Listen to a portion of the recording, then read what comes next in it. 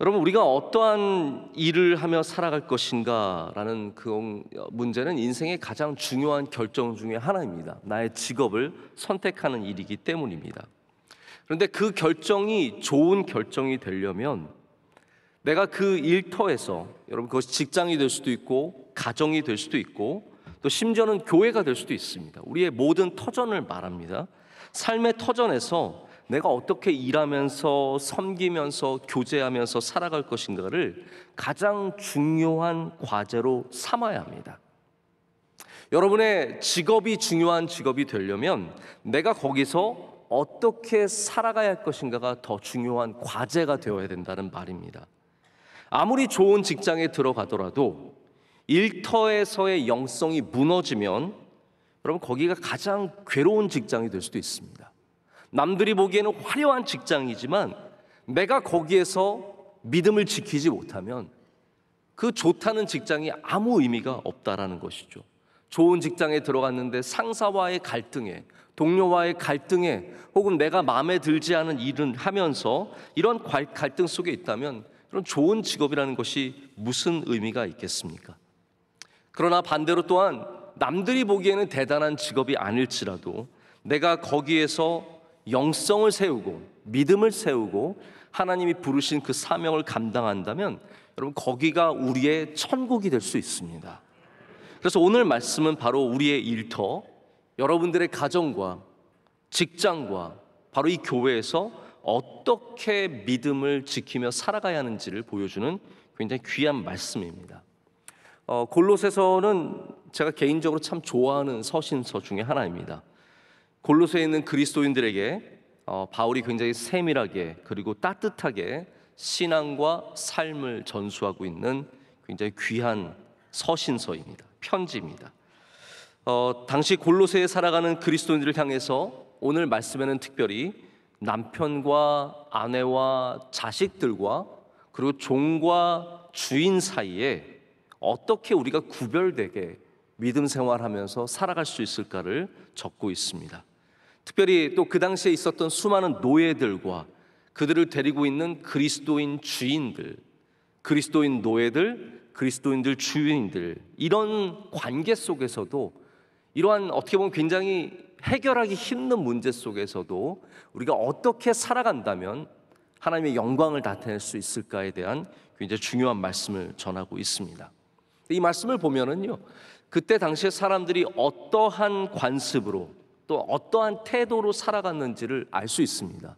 그리고 그게 지금 우리의 태도와 그렇게 다르지 않습니다. 2000년 전의 사람들이나 지금 오늘 이 시대의 사람들이나 일하는 사람들은 대부분 비슷한 태도를 갖고 있다는 것이죠. 그것이 무엇입니까? 첫 번째로는 사람을 기쁘게 하려는 태도이고, 두 번째로는 눈가림만 하려는 태도입니다. 바로 이것이 이 세상의 노동의 문화입니다. 어떠한 곳을 가든지 이 문화를 벗어나기가 쉽지 않습니다. 여러분, 사람을 기쁘게 하는 것이 무엇일까요? 저는 그것을 잘못된 충성이라고 말하고 싶습니다. 사람을 기쁘게 하는 것. 일터의 문화라는 것이 우리 현재를 지배하고 있는 생각들의 합쳐진 합입니다. 사람을 기쁘게 하려는 people pleaser가 되는 것이 이 세상의 문화지 않습니까? 우리 모든 사람들의 생각의 합이 결국은 사람을 기쁘게 하는 것이 될 때가 많다라는 것입니다. 모든 사람들이 그렇게 살아간다. 여러분, 그런 말을 우리가 얼마나 많이 듣습니까? 다들 그렇게 살아요. 그게 무슨 말이냐면요, 문화라는 뜻입니다. 다들 그렇게 살아요. 다들 그렇게 입어요. 다들 그렇게 먹어요. 다들 가는 카페, 다들 가는 식당, 다들 입는 옷, 그것이 우리의 문화입니다. 다들 갖는 생각, 다들 하는 일터에서의 모습들, 그게 우리의 문화죠. 그 모습이 바로 사람을 기쁘게 하려는 모습이라고 말합니다. 여러분, 그게 바로 잘못된 충성입니다. 올바른 충성은 사람에게 잘 보이고 사람을 기쁘게 하는 것에만 있지 않습니다. 우리 여러분 그리스도인들에게 올바른 충성은 무엇입니까? 사람을 기쁘게 하는 것이 아니라 하나님을 기쁘게 하는 것입니다. 하나님을 기쁘시게 하는 마음을 갖는 자세가 그냥 교회에서만 교회 일을 할 때만 있어서는 안 되고 우리의 일터에서도 우리의 가정에서도 우리의 모든 곳에서 그것이 적용이 되어야 합니다. 그러기 위해서는 무슨 일을 하든지 죽게 하듯 하는 자세가 필요하다는 말입니다. 저는 사실 이 말씀을 준비하면서 제가 우리 동역자들, 또 우리 교회 직원들, 우리 교회 안에 있는 식구들에게 참 하고 싶은 이야기다라는 생각을 하면서 준비를 하게 되었습니다. 우리 성도님께도 드리는 말씀이지만 우리 함께 일하는 모든 사람들에게 드리는 말씀이기도 합니다. 두 번째, 이 세상의 문화는 바로 눈가림으로 하는 것이다 라고 성경은 말하고 있습니다. 여러분, 눈가림으로 하는 것을 뭐라고 말하면 좋을까요? 저는 이것을 거짓된 수고라고 말하고 싶습니다. 수고는 수고지만 진실된 수고가 아니라는 거예요. 눈가림은 그냥 거짓된 수고입니다. 수고는 어떠한 이룸을 위한 수고가 아니라 위기를 모면하기 위한 임시 방편입니다. 여러분, 그 차이를 아시겠죠? 우리가 어떤 것을 이루기 위해서 수고하는 것, 여러분, 그것을 눈가림이라고 하지 않습니다. 그것은 진실을 향해서 나아가는, 하나님의 영광을 위해서 나아가는 굉장히 아름다운 수고입니다. 그래서 여러분이 만약 하나님 안에서 수고하면 그것은 전혀 헛되지 않다라는 것이에요. 그러나 우리가 하나님을 떠나서 그냥 보여주기 위해서 거짓된 수고를 하고 있다면 그 수고들은 사실은 열매가 없는 수고가 되기 쉽습니다. 이 수고는 성실함에서 나오는 수고가 아니라 게으름에서 나오는 수고이기 때문입니다. 여러분, 성실한 사람들이 하는 수고는 아름다운 수고입니다. 그런데 게으른 사람들이 수고하는 거 보신 적 있으십니까? 게으른데 억지로 하는 거, 그 수고가 바로 눈가림이라는 것이죠. 그것이 바로 우리의 일터의 문화이며 우리 삶에 많이 보이는 모습이기도 합니다. 제가 종종 이런 말씀 드린 것 같은데 저도 이런 경험이 있기 때문에 말씀을 드리는 겁니다. 예전에 제가 외국에서 살 때 저희 아내와 둘이 살다 보니까 또 저희가 집으로 많은 유학생들을 초청하기도 하고 교회 우리 청년들을 초청하기도 해서 밥을 이렇게 먹여주기도 하고 맛있는 거 먹기도 하고 함께 저희 집에서 오락을 하기도 하고 텔레비전 보기도 하고 그랬었거든요. 그럼 저희 집으로 이렇게 데려오면은 진실된 수고를 할 때가 있고 게으름의 수고를 할 때가 딱 있습니다. 게으름의 수고는 뭐냐 하면 위기를 모면하자. 그래서 작은 방을 하나 열어가지고 거기에 모든 걸 다 집어넣습니다. 막 지저분한 거, 뭐 더러운 거 다 거기 집어넣고 그리고 이제 우리 청년들을 맡게 되죠. 겉으로 보기에는 굉장히 깨끗한 집입니다. 하지만 이것은 임시 방편이에요. 위기를 모면하기 위한 거예요. 그 문만 열면 우리의 정체가 드러나게 되어 있습니다. 우리는 그래서 그 문을 꼭 잠가두고 절대로 그 문 곁으로 가지도 않게 하죠.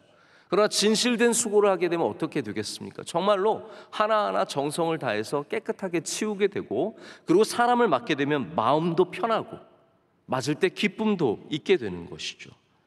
여러분, 우리의 수고가 진실된 수고가 되어야 합니다. 자, 이번에 에티오피아에 가니까 차들은 어마어마하게 많아졌는데 도로가 엉망진창입니다. 곳곳이 함몰되어 있어서 도저히 속도를 낼 수가 없습니다. 차가 1km 가는데 20분, 30분이 걸리는 거예요. 왜 이렇게 오래 걸리나 가보면요, 별게 아니에요. 구덩이가 2개 파져 있는데 그거를 피해 가느라고 차들이 다 속도를 줄이고 겨우겨우 피해 가는 겁니다. 왜 이렇게 되겠습니까? 이 나라가 진실된 수고를 하면은 도로를 잘 닦겠죠. 그런데 이 나라가 돈도 별로 없고 사람들도 눈가림으로 일을 합니다. 그래서 도로 닦으라 그러니까 주어진 돈으로 대충 닦는 겁니다. 그리고 비가 오고 그리고 어려움이 닥치고 바람 불고 이렇게 되면은 전부 다 파헤쳐지는 거예요. 여러분, 우리가 진실되게 하지 않은 수고들은 결국은 파헤지게 되어 있고 아픔을 당하게 되어 있고 결국 우리에게 더 큰 어려움을 주게 되어 있다라는 것이죠. 여러분, 우리는 진실되게 해야 할 줄로 믿습니다. 하나님께서 우리에게 요구하시는 바로 직장에서의, 일터에서의, 우리의 삶에서의 영성이라는 것이죠. 사람들은 일에 대한 여러 가지 자세를 갖고 있는데 일에 대한 자세가 또 생각이 조금씩 발전을 해야 합니다. 제가 누군가의 책에서 읽었는데 오래전에 읽어서 누군지는 기억이 안 나서 정확하게 인용을 못하겠지만 어떤 분이 그렇게 얘기를 하셨어요. 이분이 일의 발전 단계가 있다라고 말을 합니다. 첫 번째 일에 대한 단계는 뭐냐면 먹기 위해서 일하는 단계라고 말합니다. 그냥 살기 위해서 일하는 것. 아마 우리가 그런 삶을 살기가 참 쉽고 또 그럴 수밖에 없는 형편에 있으신 분들도 참 많을 거라고 생각을 합니다.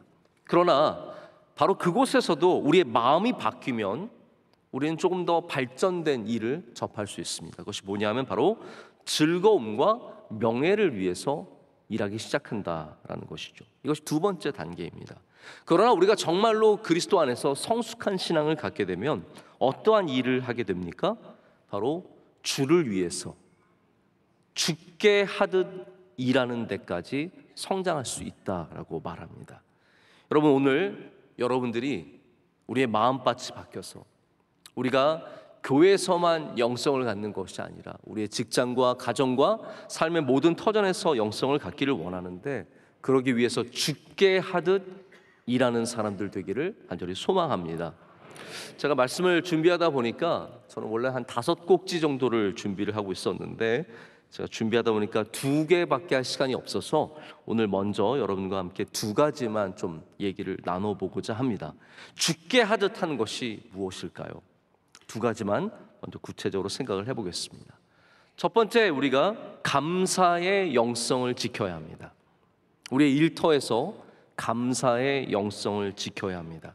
우리가 잘 아는 말씀을 하나 제가 상기시켜 드리겠습니다. 디모데전서 4장 4절부터 5절까지 말씀입니다. 하나님께서 지으신 모든 것이 선함에 감사함으로 받으면 버릴 것이 없나니 하나님의 말씀과 기도로 거룩하여 짐이라. 아멘. 자, 보십시오. 우리가 받는 모든 것이 다 선하다. 그렇기 때문에 우리가 말씀과 기도하면 거룩해진다라고 말씀하고 계십니다. 여러분의 직장에 한번 대비시켜 보십시오. 여러분의 직장이 과연 다 감사한 곳일까요? 여러분의 가정이 다 감사한 것일까요? 때로는 너무 힘들고 어렵고 왜 하나님이 나를 여기에 보내셨는가라는 생각을 가지실 때도 많을 거라고 생각을 합니다. 그러나 여러분, 감사함으로 받으면 버릴 것이 없습니다. 특별히 하나님의 말씀과 또한 우리가 기도로 나아가면 그 모든 것이 거룩해질 수 있다라고 우리에게 말씀하고 계십니다. 수많은 사람들이 일터에서의 불평을 해결하지 못합니다.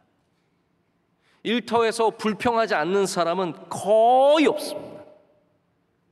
대부분의 사람들이 일터에서 이 불평의 문제를 안고 살아갑니다. 그래서 심지어는 많은 헌신된 거룩한 그리스도인들이 이 불평의 문제를 해결하지 못해서 그 안에서 많은 죄의식을 갖고 일합니다. 왜냐하면 알거든요. 내가 감사해야 되는데. 하지만 해결되지 않은 이 불평의 문제를 갖고 그 안에서 끊임없이 충돌하고 가슴 아파하며 스스로도 죄책감을 갖게 된다는 거죠. 제가 수많은 직장인들과 일하시는 분들, 직업을 가지고 계신 분들을 만나다 보면 그 안에서 나오는 많은 아픈 불평들이 있습니다. 저는 다 나쁜 불평이라고 말하지 않습니다. 당연히 타당한 불평이며 아픈 불평이라고 생각을 합니다. 하지만 문제는 그 불평이 맞느냐 틀리냐 옳으냐 그르냐의 문제가 아니라 그 불평이 결국은 나에게 잘못된 충성과 거짓된 수고로 끌고 가는 힘을 준다는 것에 문제가 있습니다.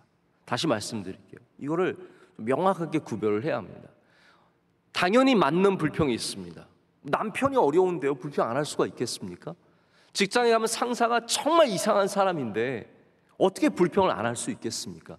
우리 직장의 환경이 정말 이상한 곳이 한두 군데이겠습니까? 그런 데서 당연히 불평이 나오죠. 그런데 그런 불평조차도 결국 우리를 어디로 끌고 가냐 하면 바로 오늘 말씀에 나오는 것처럼 사람을 기쁘게 하는 것과 눈가림만 하게 하는 그러한 세상의 문화로 끌고 가기 때문에 바로 그 불평에 문제가 있다라는 것입니다. 어떤 분들은 그냥 입버릇처럼 불평하시는 분들도 계세요. 이게 사실은 가장 더 큰 문제라고 생각을 합니다. 제가 어렸을 때 있었던 만화가 있는데 스머프라는 만화가 있었습니다. 여러분 혹시 기억나십니까? 그 파란색 아이들이 이상한 괴물들이 나와서 괴물 귀엽다 그러는데 사실은 이상한 애들이잖아요. 막 이렇게 마을을 형성하고 살아가는데 그 스머프 중에 투덜이가 있습니다. 다 싫은 애예요. 다 불평해. 난 싫어. 난 안 가. 너희들이나 해. 뭐 그러면서 항상 불평하는 사람이거든요. 실제로 믿음은 좋지만 입에는 불평을 달고 살아가는, 입으로 끊임없이 불평하는 분들도 많이 있습니다. 여러분, 우리가 입으로 불평이 많아지면 결코 존경을 받을 수 없습니다. 리더가 될 수 없습니다. 입으로만 불평하는 것이 아니라 마음 깊은 곳에서 불평하게 되면 우리는 다 이 세상의 문화를 닮은 모습들, 잘못된 충성, 거짓된 수고의 방향으로 갈 수밖에 없습니다. 제가 며칠 전에 좋은 목회자 몇 분을 만나는, 교제하는 기회가 있었는데 이분들은 다 담임 목회를 하시는 분들이세요. 마침 제 또래여서 우리 편하게 얘기를 나누고 또 좋은 얘기들을 많이 나누다가 이런 얘기가 나왔어요. 어떤 이제 목사님에 대한 얘기가 나오면서 어떤 얘기까지 나왔냐면, 다른 교회 부목사님들한테는 그 교회 담임 목사님이 어떤지 물어보면 안 된다, 이런 얘기가 나왔어요. 농담 삼아 그런 얘기를 했는데 무슨 얘기냐면, 저도 이제 부목사 때 다른 친구들, 부목사하는 친구들 만나보고 얘기해 보면 죄송하지만 대부분의 부교육자들이 자신이 섬기는 교회나 담임 목사를 존경하고 사랑하기보다는 그렇지 않고 불평이 많았던 것이 기억이 너무나 생생합니다. 그래서 만약 누군가에게, 어떤 부목사님에게 담임 목사님 어떠세요? 그러면 만약에 먼 사이면 좋게 얘기할 거예요. 그러나 가까운 사이면 아마 불평이 먼저 터져 나올 것을 저희는 당연히 알고 있습니다. 목사가 교회에서 일하면 다 거룩하고 아름답고 정말 하나님 보시기에 귀하게 섬기며 살아갈 것 같지만 여러분, 사실은 다 그렇진 않습니다. 목사라도 사실은 우리에게 다 불평이 있고 마음에 어려움이 있고, 여러분 이거 무엇을 말합니까? 직업이 문제가 아니라 일터에서의 영성이 문제라는 것을 말합니다. 직업이 바뀌면 우리의 태도가 바뀌냐? 그렇지 않다라는 거예요. 우리 일터에서의 영성이 훨씬 더 중요한 문제라는 것을 말씀을 드리고 싶은 겁니다. 불평은 성경에서 누룩이라고 말합니다. 여러분, 곰팡이입니다. 바이러스입니다. 박테리아입니다. 레위기에 보면 몸이나 그릇이나 집에 곰팡이 종류의 문제가 생기면 반드시 격리하게 합니다. 여러분, 격리가 2020년에 새로 나온 게 아닙니다. 벌써 하나님 때에도 격리가 있었어요. 하나님께서 레위기에 일찍이 이 모든 병들로부터 격리시킬 것을 말씀을 하셨습니다. 왜냐하면 퍼지면 안 되기 때문이죠. 우리의 삶에도 퍼지면 안 되는 것들이 있습니다. 여러분, 우리는 감사의 영성을 지켜야 할 줄로 믿습니다. 불평이 퍼져나가지 않도록, 부정적인 생각이 퍼져나가지 않도록, 그래서 우리로 하여금 세상에 똑같이 그 문화와 똑같이 살아가지 않도록 우리는 감사의 노래를 불러야 합니다. 시편의 저자처럼 하나님을 대하는 태도의 중심이 감사가 될 수 있도록 우리는 끊임없이 감사로 나아가야 할 줄로 믿습니다.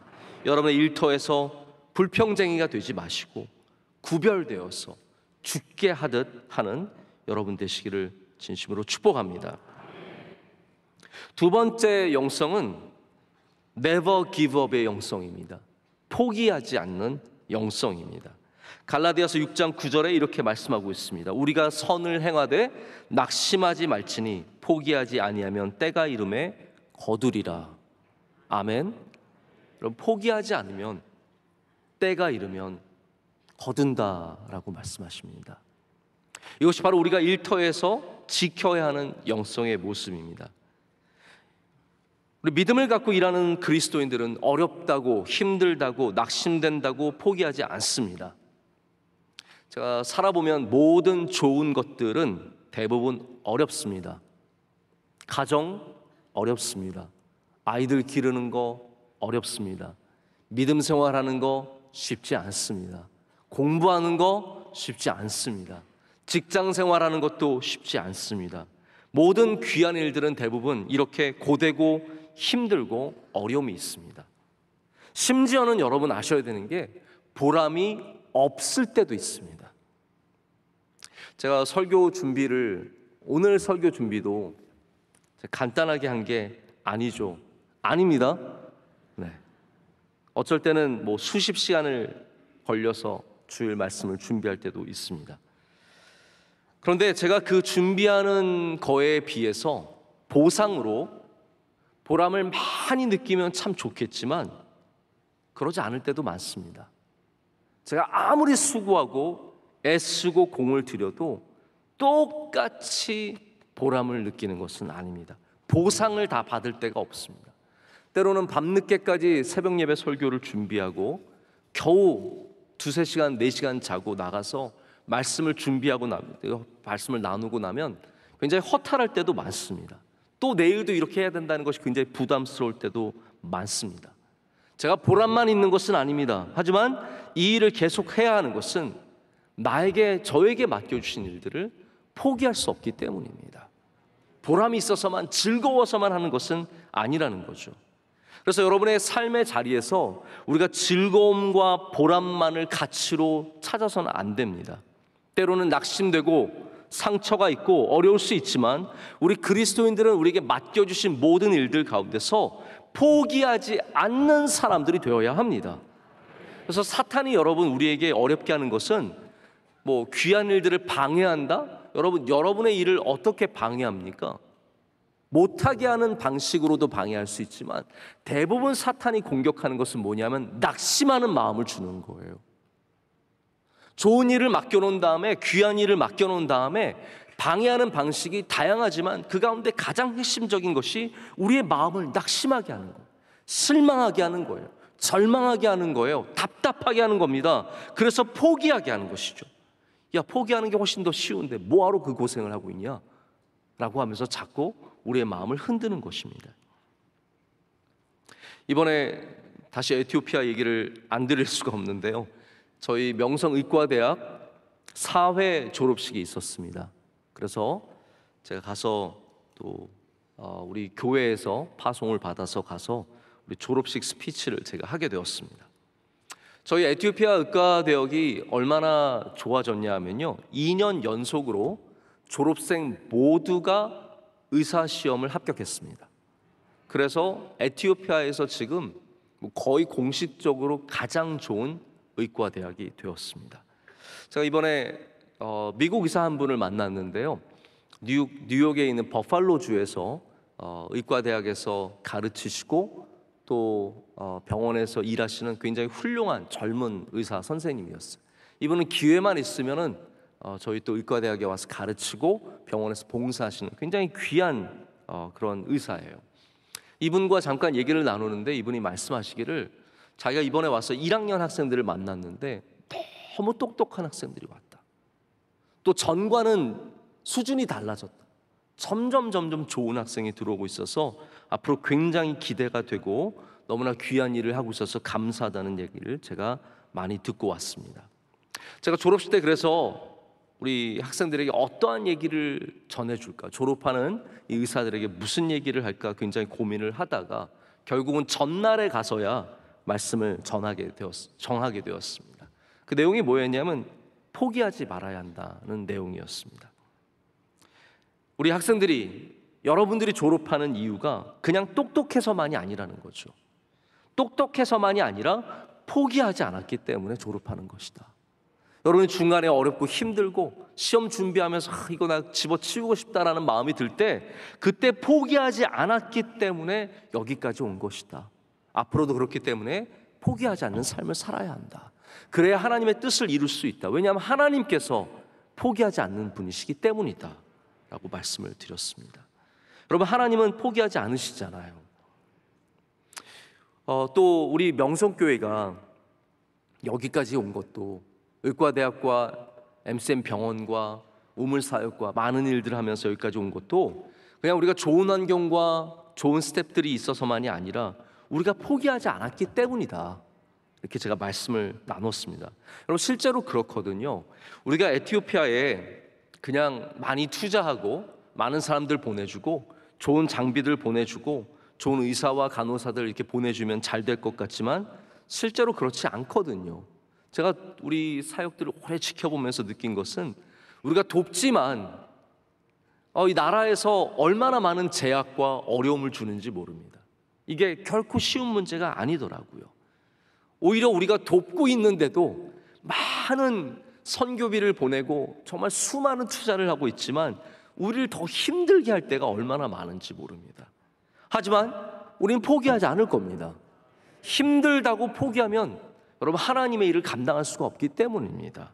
우리는 힘들어도 포기하지 말아야 합니다. 그래야 하나님의 뜻이 이루어집니다. 그것이 바로 죽게 하듯 하는 것이며 주가 하시듯 하는 것이기 때문입니다. 여러분 이 두 가지가 함께 있어야 합니다. 저 이 말씀을 드리고 싶은데요. 우리가 가져야 하는 영성이 뭐냐면 죽게 하듯 하는 것과 주가 하시듯 하는 것, 이 두 가지가 함께 다 있어야 합니다. 자, 이 부분에 대해서 좀 말씀을 드릴게요. 요한복음에 보면 안식일 논쟁이 자주 나옵니다. 왜냐하면 예수님께서 병자들을 고치실 때 안식일 날 고치신 적이 많아요. 38년 된 병자도 안식일 날 고치셨고요, 손 마른 사람도 안식일 날 고치셨습니다. 일부러 유대인의 화를 돋우셨어요. 그때 유대인들이 그 예수님이 하신 일들을 보면서 굉장히 비난합니다. 38년 된 병자를 고치실 때도 자리를 들고 가라, 이거는 벌써 안식일을 위배하는 일이에요.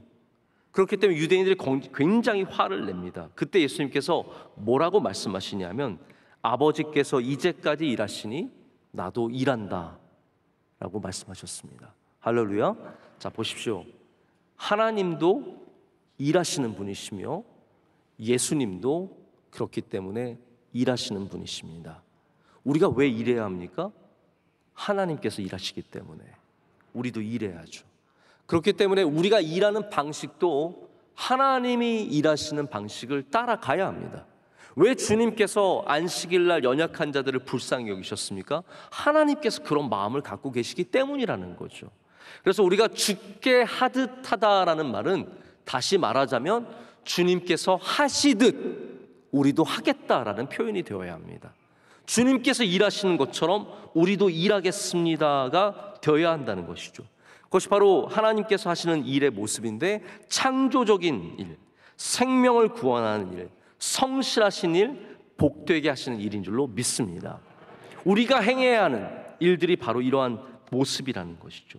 우리 하나님께서 포기하지 않으시기 때문에, 우리 예수님께서 포기하지 않으시기 때문에 우리도 포기하지 않는 사람들이 되어야 할 줄로 믿습니다. 여러분, 그러기 위해서는 우리가 영적인 바탕이 단단해져야 합니다. 단단해져야 합니다. 누가 포기하지 않을 수 있습니까? 정신 상태가 해이하면 다 포기합니다. 몸이 약해도 포기하기 쉽습니다. 우리가 영과 육으로 건강해져야 합니다. 영적인 맷집이 있어야 합니다.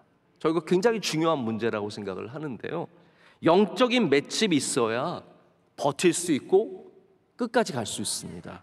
신앙의 거장들을 보면 다 맷집 있는 사람들이에요. 사도 바울 보십시오. 돌로 쳤는데도 안 죽어요. 전도 여행하다가 돌로 쳐서 죽은 줄 알고 성 밖에 버렸는데 성 밖에서 털고 일어납니다. 여러분, 사람이 죽은 줄 알고 버렸다면 얼마나 맞은 겁니까?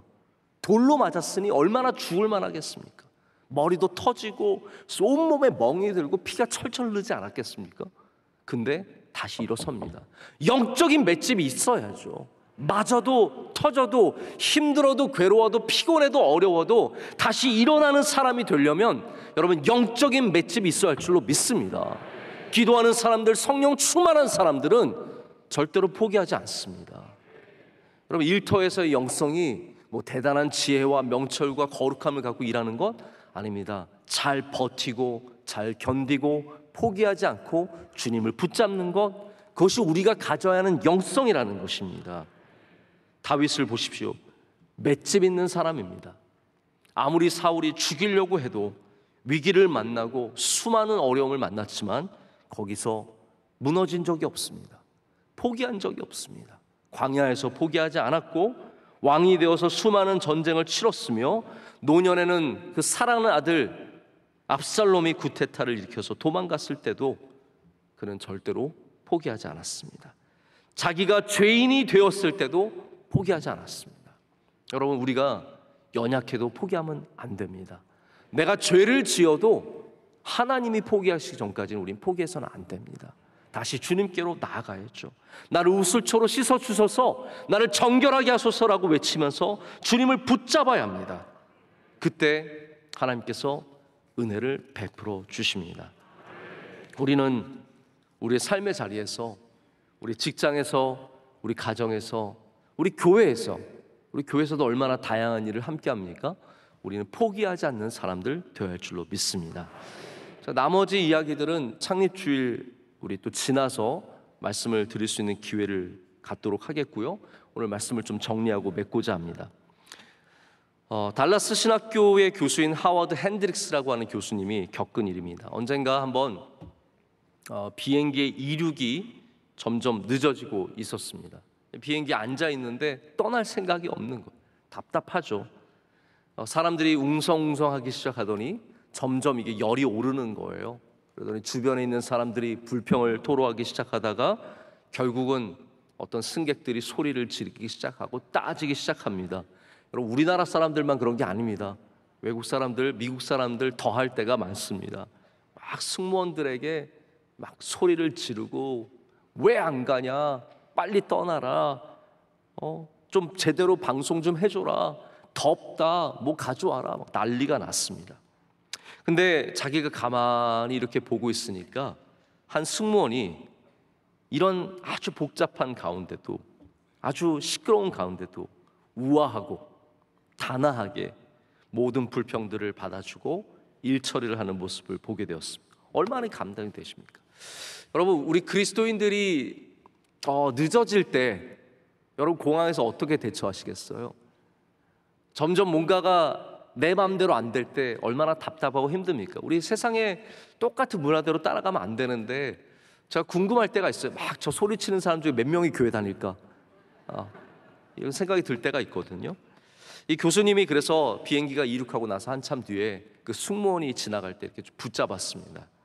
당신 이렇게 이름표를 보면서 미셸, 당신 너무나 정말 귀하게, 아름답게, 또 우아하게 이렇게 잘 대처해 줬는데 내가 이 항공사에 꼭 편지를 쓰고 싶습니다. 당신을 이렇게 칭찬하고 당신이 잘한 것을 이렇게 항공사에 꼭 알리면서 제가 칭찬을 하고 싶은데 좀 그렇게 할 수 있도록 허락해 주세요. 이렇게 얘기를 했습니다.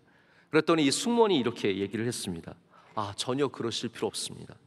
저는 사실은 꼭 항공사만을 위해서 그렇게 한 게 아닙니다. 저는 예수 그리스도를 섬깁니다.